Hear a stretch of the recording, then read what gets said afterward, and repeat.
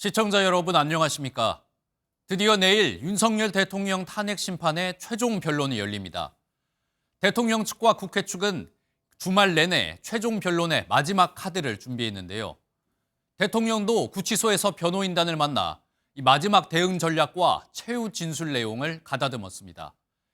계엄 당시 위법한 지시를 내리지 않았고 국무회의도 이 절차를 지켰다는 방어 논리를 펼칠 걸로 보이는데 또 탄핵 기각 시 국민 통합에 나서겠다는 메시지를 전할 걸로 알려졌습니다. 오늘 굿모닝 MBN 첫 소식은 장동건 기자가 보도합니다. 윤석열 대통령 대리인단은 주말 내내 최종 변론 내용과 대통령의 최후 진술 등 변론 전략을 논의했습니다. 변론 중 가장 쟁점이었던 국회 군 투입이 계엄 해제를 막기 위한 것이 아니라 질서 유지 차원이라는 점을 어떻게 설득할 것인지를 고심했습니다. 곽종근 전 특수전사령관을 상대로 대통령이 직접 국회의원을 끄집어내라고 지시하지 않았다는 점을 따졌던 것도 이 때문입니다. 저는 그냥 사람이라는 이런 표현을 놔두고 또 의원이면 의원이지 인원이라는 말을 저는 써본 적이 없습니다. 주요 정치인과 법조인 체포 지시 의혹 역시 전면 부인할 전망입니다.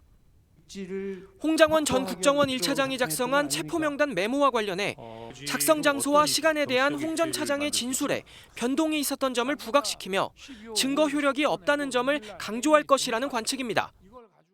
김용현 전 국방장관과 이상민 전 행안장관을 상대로는 국무회의가 정상적인 절차와 요건을 갖췄다는 증언을 이끌어낸 만큼 이를 적극 인용할 예정입니다.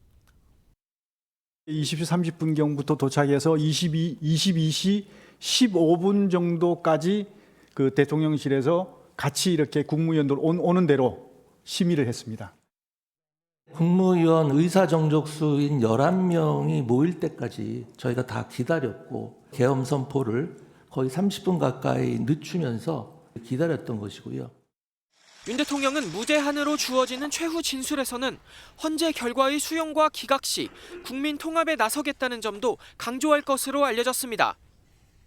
최종 변론에서 윤 대통령 측은 이러한 진술을 근거로 절차적 요건을 갖춘 평화적인 계엄이었다는 방어 논리를 펼칠 전망입니다. MBN 뉴스 장동건입니다.